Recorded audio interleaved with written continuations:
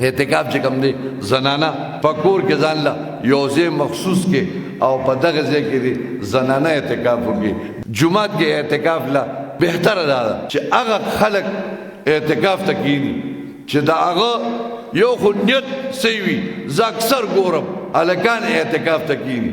نو بیا چې تراویح وشي دا خلک لاړ شي نو دا هلکانو دا یاران دا دوستان دا ملګري دا راشي څوک ځان سره پیپسي بوتل راولي څوک ځان سره فروټ راوړي هلکه تا له راغلی یم اعتکاف ته نو بس هغه فروټ هم وخوري او ښه پکې ګپ شپ هم ولګي. هغه د اعتکاف چې کوم مقصد دی ګپ شپ هم ولګي ناوخته پورې ګپې ولګي. نه زما عزتمندو اعتکاف چې کوم دی دا ډېر لوی مقام دی. مولانا زکریا رحمت الله علیه فضائل اعمال کې ذکر کړی دی چې حضرت ابن عباس رضی الله عنهما اعتکاف ته ناستو او یو کس راغی د اعتکاف ځای ته ور دننه شو. هغې تپوس وکړه هلکه خیر شه څنګه راغلی وی یاره جي ما باندې د چا لږې پیسې دي او اما تنګئ ما نه پیسې غواړي او الله ګواه دی ما سره نشته اما نه قرض غواړي خو ما سره شته یې نه. حدیث پاک کې راځي دا خبره پکې اورئ چې کوم انسان چاله قرض ورکړه 100 روپۍ چاله قرض ورکړي او ټایم دی اوسه کې خو چې دې ټایم له به ماله پیسې راکړي هغه ټایم له هغه سره پیسې ونه شوي تا ورته ځه لکه خیر دی ونه شوي یو میاشت مې در نور مهلت درکړه یو میاشت پس راکړه. حدیث کې راځي نبی علیه السلام فرمایي وی دا یو میاشت چې تا دله مهلت ورکړه روزانه ستا پیسې په پیسو پرتې دي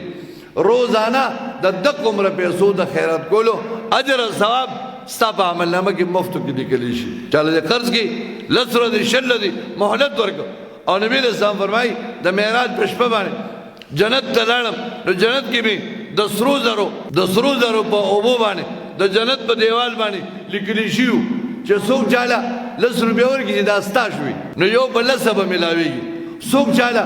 100 روپۍ ورکړي چې دا قرض والا یو په 18 به میلاویږي. اشرف علي تانوي رحمت الله علیه په اشتدیور کې لیکلي چاله 10 روپۍ ورکول یو په 10 میلاویږي چاله قرض ورکول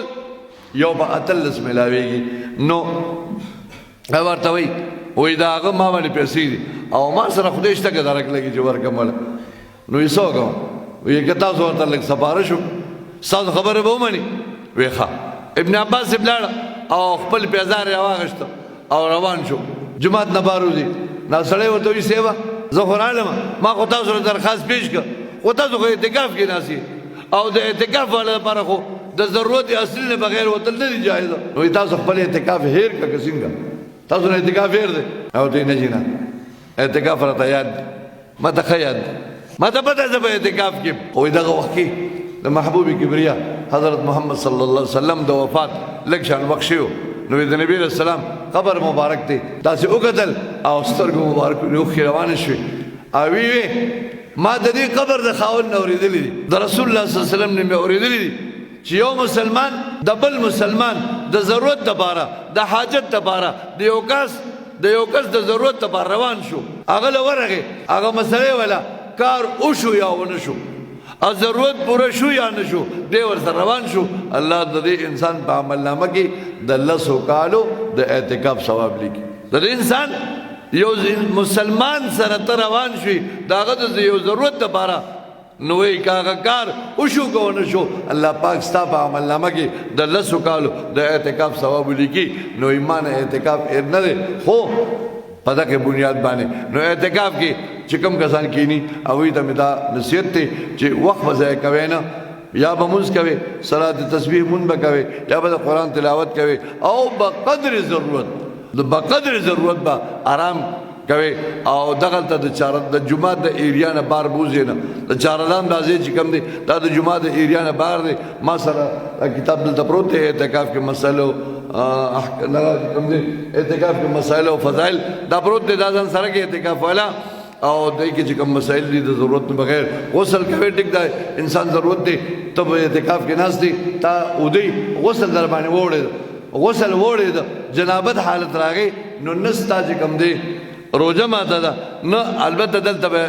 تیمم وکړي څادر باندې یا بالښت باندې څه باندې به تیمم وکړي د جنابت حالت کې به جومات نه بهر نه وځي او هلته کې به با قدر ضرورت صرف غسل به وباسي سنت طریقې سره به غسل وباسي واپس به اعتکاف سے تر دي مسائل فضائل تب ان شاء الله العزیز